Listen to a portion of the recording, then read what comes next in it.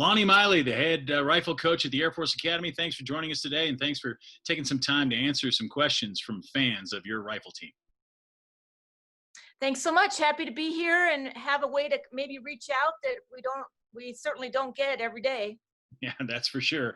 I've been doing a lot of these, and so it is nice to actually, you can see a person's face and hear their voice and hear about some of the concerns and the things that are going on in their program. But concern is the first thing that I bring up. How are you and your family doing? How's your team doing? How's Dave doing, your other coach? How are you doing during this COVID crisis? Well, I have to say, so far we haven't killed each other, so I consider that a win. Uh, we're learning to communicate in different ways. When we do finally get on the phone, it seems like we talk for like an hour, but we're doing things a little bit differently, which is all good. Here with the family, we're working out differently than we've ever worked out. We get to cook a lot of different things and spend time actually in the kitchen that we never seem to have had, previously. So a lot of good things, a lot of ways to, have better family time, it seems like. And as far as the team, we do try to call them, either text, call, email, something at least once a week, if not more. And so far so good. Now that classes have picked back up again, they kind of have things in motion. They've got a goal and a job, and I think that certainly helps cadets, because they've got to have something to do and feel like they're accomplishing something. So wheels are in motion, and where we feel like we're getting through it. Let's back up a bit, though, because when cadets don't have something to focus on, sometimes it's a little harder. And last season, your season came to an end virtually at the championships before it had been.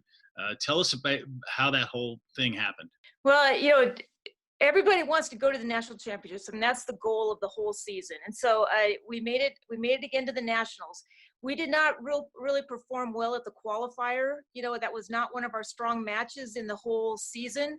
So we really wanted to make a statement at nationals and finish the year, with more of an explanation point and what our season should have reflected there. So we went in, really literally guns blazing and wanting to kind of set our own record straight. But we did our regular practice day, that's on a Thursday. Everybody practiced, all the teams were there. We went through equipment control. We packed up and made it back to the hotel. And then that's the night that the NCAA said everything is over. There will not be a championship and you need to come home. And certainly for the seniors, absolutely devastating. Okay. I mean, 4 years of hard work. And again, that was going to be their exclamation point. And, that's just a story that was left untold. And another team like Akron, that was the first time they ever made it to the nationals. So thrilling for them. It's nice to see some turnover. Of course, we want to make it every year, but you want to see other programs make it, because again, that's the goal. And we have more turnover that gives more, exposure to shooting at those schools. And, for those that it was the first time there, boy, I was real devastated for them. Yeah, most definitely. That's got to be tough. But how did your seniors handle it once they were back here and realizing, okay, now I've got 4 or 5 weeks to get graduated? How did your seniors handle that whole process? Well, we were literally in shock when we were there. I mean, like, it almost took a whole day before we were even talking and communicating, like, what is going on here. It did take us a while to kind of get flights and get home. I think we still came back. We were there another day or so. And so the team actually went out and did some activities. We were in Kentucky. So, we want to kind of do some horse race stuff or something like that. But they went to the place where they make bats. Where is that? Louisville Slugger or something? Yep. Is that right? So they went as a team and did that. So it was and it was a bit of a drive and a whole day to go do that. So the team got to do a little something together to kind of finish the trip, at least ended on a little bit of a fun, activity. But, when they got back here, I mean, again, the shock just kind of hit, I think, when we got home, because it's like we just came home completely empty-handed, not able to tell our story. And for the seniors, really the lights at the end of the tunnel at that point in time, and really when they completely changed everything, where everybody had to leave the academy, the seniors were there, kind of, individually on their own.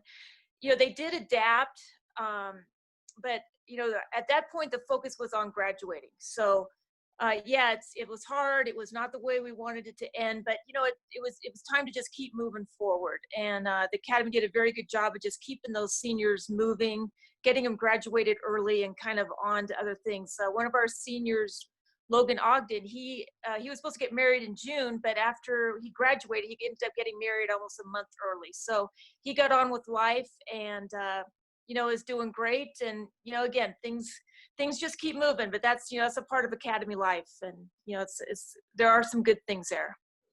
Definitely. And we're moving now towards another season. So one of the questions from the fans is, what type of training can your athletes do during this pandemic? Obviously they're going to be back on base here, and you can probably get them into the shooting range, but what could they do when they were at home? I'm assuming not a lot of them have a shooting range at home. Well, but luckily, we have got what's called a SCAT system.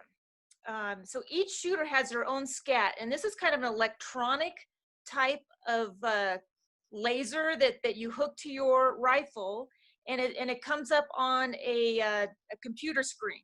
And so they can actually shoot at a target on a wall, and it's just dry firing, not actually live firing, but dry firing. And we actually sent the ones that didn't have their gear, we sent their gear and their SCAT systems to their homes, each one of our shooters that's on our team, because they each have their own SCAT and computer that the team provides. And so over this time, and again, it wasn't mandatory, but we certainly encouraged them to hold their gun every single day in one or two positions. And and a lot of them, actually 2 or 3 of them, could go to a range and actually do live firing. So we made sure they had ammo. So they did some personal training on their own during this time. And again, we were able to provide, exactly the tools they need to train on their own with that SCAT system. So they weren't completely, without shooting, for all those months. So they're slowly coming back, and we've got our return to sport plan, hopefully getting approved here, where we'll have them back on the range. But they have been able to train physically on their own. And then also during this time, I've kind of really wanted them to take a look at more of their mental training. Shooting is a sport that's pretty much about like 99% mental. And at the academy, things move out fast. We don't always have a lot of time to do every type of training that we want to do. So during this downtime, I sent them a lot of information on the types of like relaxation training and imagery training. And yeah, I talk about that all the time. Each shooter is a little bit different, but those aspects do need to be put into their plan, and they do need to be trained individually. So I wanted to kind of touch base with each one of them and focus on those things, because those are things we can do by ourselves and things that we don't always have time for. That is something interesting. Is there visualization too with that? Do they, like, you talk about the concentration and things. So I'm just trying to say, maybe for layman's terms, how does it work exactly for them to be training their mind that way? We do have like what's called a shot plan. And so every time, even before they pick up their gun, I want them to kind of image in their head what they want to see and how they want to react to it, and like a timing thing. So if you're a kind of a golfer, you would, think about how you want to putt that shot, or hit your shot. You have it in your mind exactly the trajectory and everything. So shooting is very similar to that. You put in your mind, and of course you use kind of the last shot. You think about what you saw and what happened in the last shot, and then you kind of think about how you want to take this next shot, and the timing may be a little bit different or whatever. But you put in your mind exactly what you want to see and how you want to react to it. Another thing that's an important part is, like, let's say you're shooting better than you've ever shot before. That's something to handle. You want to keep those good shots coming, and you want to stay in your mindset to keep that happening. So that's another thing you can add to imagery. You can just pretend like you've got like a 599 going, and you've got one shot left, for a perfect score. So you can deal with perfection, and you can also deal with, managing setbacks. So let's just say you just had, 4 bad shots in a row. How do I handle that? How do I reset? And how do I get back on track? So you can bring that into your imagery. Really, this is a very good time to do that. A lot of athletes, they like to show what they do good. And especially when you're coaching, the athletes want to show you what they're strong at, and that's fine. Build confidence there. But really, where athletes need to work are the things that maybe some of the more weaker links in their performance. And this is the time to address that. Take a look at it. Take a hard look at it. Really come face to face with the biggest challenges that that you face in competition, and think of those things. In imagery and visualization, you don't have to image the bad things happening, but you can kind of image that you're in a situation where things are a struggle, and you image yourself getting through that, coming up with the solutions and working through it. So it does take time and it does take energy. And like I said, cadets don't have a lot of time to do that, but right now we do. So Yeah. I do want them to think about those hard things and address them and face them head on. Yeah, that's so interesting, and kind of brings us to one of the questions here from a fan is what makes rifle different than any other sport at the academy? And I know that other sports have mental aspects, and yeah, you're right. They might envision the ball going into the hoop, or like you said, a golf shot. But what makes rifle so different than any other sport that at the academy? Well, it's 99% mental. Where you may think of some of the other sports, certainly there's physical aspects that have to come into that. And shooting does have physical aspects, but we've mastered our positions. We've mastered our shot plans. We've mastered our breathing and getting our hold as small as it can be. Okay, once that's done, once that's kind of set, it really comes down to who's most mentally prepared and who can handle the stress and getting the job done when it counts. And some people are just wired that way. Some people are absolutely wired for perfection when it counts, and that's what shooting is. They're trying to hit a period on a page. So if you think of what the size of a period on a page, like a typed period, at 50 feet, they're trying to hit that 60 times. And it just means absolute perfection. And now you put the stress of a match, now you put the stress of a national championships, something you've been training for, or like, for me, I trained 18 years for an Olympic appearance, and I knew it was coming down to those last shots, to win the gold medal, and so you've got that on your shoulders. So you've got to learn how to channel that and direct it and turn it into fuel and not let it hurt your performance. You've got to make sure you can turn it into something that, again, is momentum and something positive in your performance. Oh, that's good. You've been at the academy for over a decade now. What have you learned? As a rifle coach, how have you morphed over the years, or have you at all? I definitely become more flexible.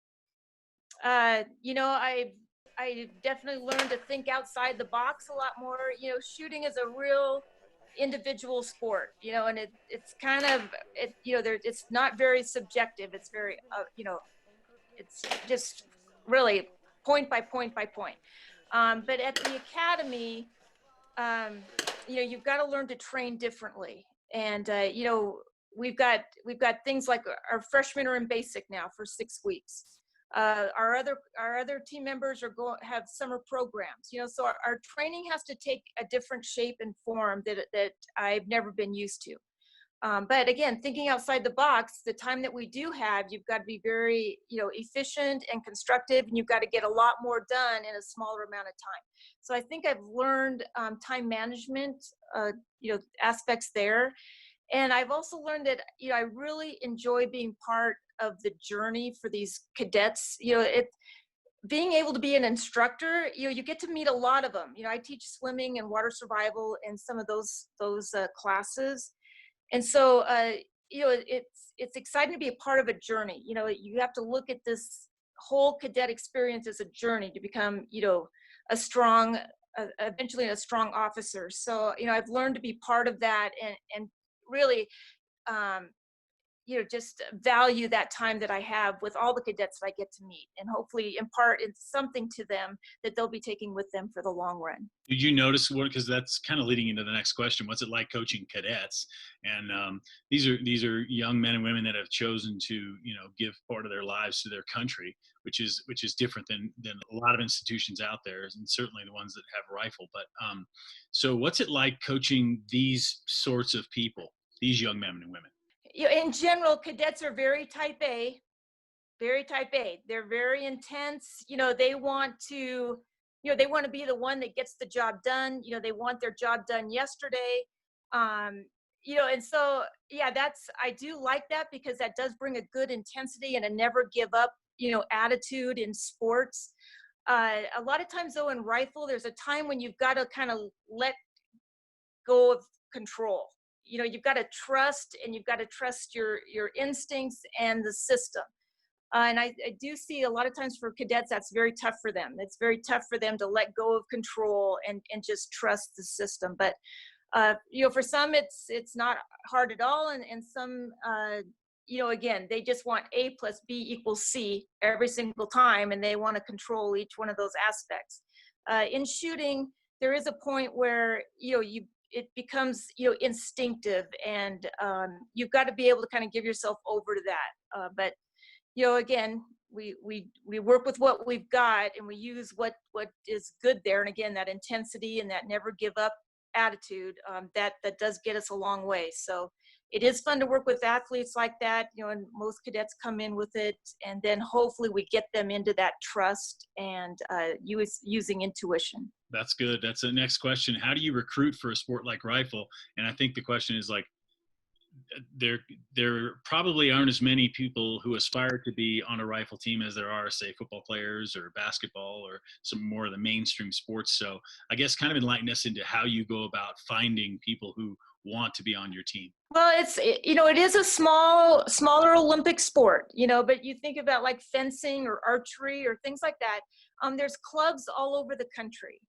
There's a lot of very good clubs, and they're all spread out. There's some in California, Pennsylvania, Alaska, Florida. I mean, every corner, every state has some type of, usually a competitive shooting club or something. And so some of them are definitely more, visible than others, but we do recruit at those clubs.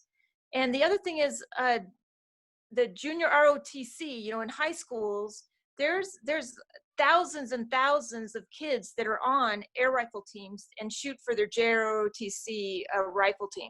And they've got regional championships, national championships, and they all get together.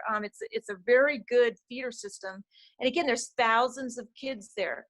Now, we do shoot small bore as well at the collegiate level. So sometimes it takes a while for those athletes to transition into small bore.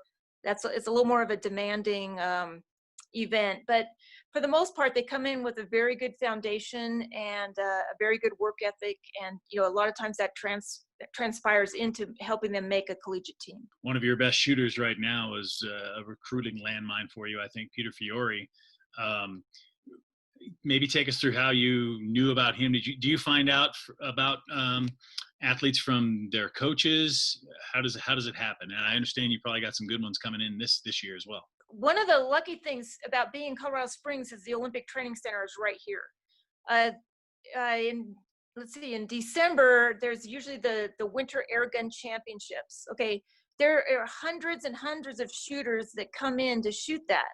And that's juniors and seniors. But that gives us kind of an idea of some of the juniors around the country to start paying attention to.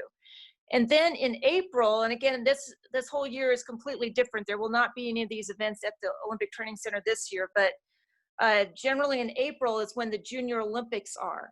And so again, the top, sometimes 5 athletes from each state come to the Olympic Training Center for that event. So, we don't even have to go anywhere to introduce ourselves to the top shooters around the country. So they already come here. And so that just kind of gets us names and places, and, we'll hopefully meet their coaches, and we find out where they're shooting. And then we kind of are able to dissect and get a little more involved in what's going on in their area and meet the shooters, that they shoot with. It starts small here, but with the top shooters, and then it kind of grows out to what's happening in each of those states. But it culminates right here. So it's really not that hard to, introduce yourself, like I said, to the top shooters in the country.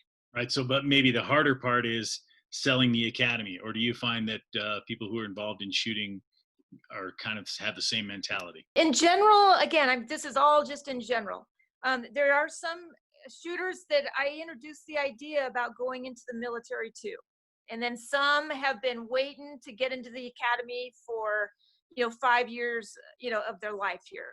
And everything they've done has been trying to help themselves get into an academy. So I've done it both ways. I don't want to say a hard sell. I don't want to sell it to anybody. I don't want to talk anybody into coming to an academy. I will lay out what we've got and how hard it is. And I would never beat around the bush about that. But for the ones that it's the right fit, it's, for some of them, it's a dream come true to just be able to even consider going to academy. But for the others that need to really think about it and it becomes a right fit, those people have been the ones that I think to me have blossomed the most when they got here, because they kind of came in with not exactly what it was going to take or what it was going to be like, but when it was the right fit, man, they've become, the officers that they wanted to become, and they're doing the things in the Air Force that they wanted to do, and so it's been a success story, through and through. I think a lot of people, when they think about Air Force Rifle, at least the last couple of years, has been Peter Fiore, but it's really a team event. So I would like you to speak to some of those other team members and just tell us what you're most excited for in this upcoming season. Well, yeah, Peter, he came to us already as a junior Olympic champion, and so he came in with great credentials, and you talk about what it takes, those 10,000 hours, he's already shot those 10,000 hours. And so he came to us, very well, developed and knowing what it took for him to perform well. Others, we are helping them figure out what it takes to perform well. When we got Logan Ogden, yeah, he was a solid shooter and he was a real strong shooter in the New York area, but then he became really a superstar in our sport. I mean, there was a time that he was almost the #1 airgun shooter in the country, a couple of years ago. And now, other things at the academy kind of took a higher priority for him. But, he stuck with his shooting. And really, this last year, this was actually his strongest year, shooting on the team. His scores continue to go up. So, he'll be on to bigger and better things, but that was a huge success story because, his scores jumped up 20 points and then he was able to maintain that for those 4 years. And Morgan Creb is a freshman that's going through basic right now. She's also on the national team. And, and her goal, she has Olympic goals too. So, we've got some that are really going to push one another. And, this is a sport where men and women compete equally. There's no really anything that would separate the two. So, whether you're a female or male in this sport, you will compete and push each other. And, again, I just like, I like being diverse like that. And, we've got another local girl, Julia Flake, coming in. She also trained at the Olympic Training Center on that junior team. And, she's a medical turnback, so she's got another year of, maturity under her belt. And, I can't wait to finally get her into training and see what she can do, because she's been kind of on hold for a year, but things are going to shape up quickly and we're going to be a very strong team this year. You have those Olympic credentials in your background too, though. And do you find that your athletes that come to you are really just waiting? They want to be a sponge, so to speak, and listen to everything that you have to say because of what you've done in your past?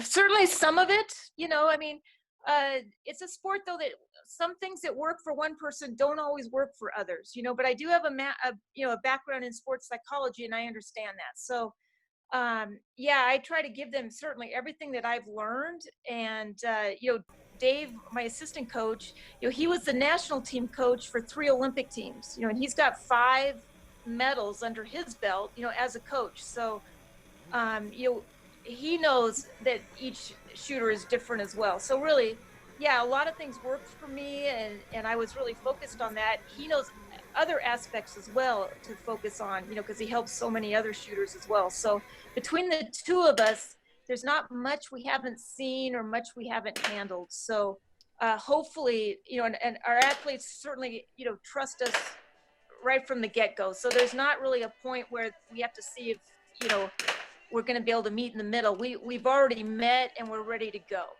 I think we can get them there faster. The things that we know how to do are very efficient, and it, whether we're building positions or creating a mindset or a shot plan, we know the elements that need to go in there. Yeah, it'll get refined, and the athletes can certainly work it to their advantage, but we know the elements that go into each one of those and what they need to focus on. So yeah, I think we can certainly inspire them, with what we've learned. But again, each one's different. We give them their puzzle pieces. It's time for them to figure it out and take it to the next level. Yeah, the dynamic duo, the Air Force Rifle coaching. Yeah. Uh, Lucky to have them. We are so lucky. That's awesome. You guys do a great job, and it was really unfortunate the way it ended last year. So we hope that you'll actually be able to have a complete season this time, get back to the championships, and get to finish the story this time around. That's all the questions I have for you, Launi. But I wanted to give you an opportunity if there's anything else you wanted to say to anyone who might be watching. I appreciate people's interest. Again, we've got a very hardworking group, and hopefully you'll be able to watch this on Megalink. And we're even, the coaches are talking about having even more visual coverage, of a match and things like that. We'd like to have like a running total so you can see exactly what the teams are doing, because like shot by shot, those, it changes. And again, you can just imagine what the pressure is on each of those shooters during a match, but being able to see it and understand it, we would love for people to tune in and just kind of have an appreciation for, how dedicated these shooters are, knowing that they know how to get it done when the pressure's on, and they just have a deep sense of gratitude and desire to represent our academy. So it's a real fun thing to be a part of. Yeah. Thanks again for taking the time, Launi, and hopefully we'll see you at the range sometime soon here. Absolutely. Appreciate it. Thanks so much.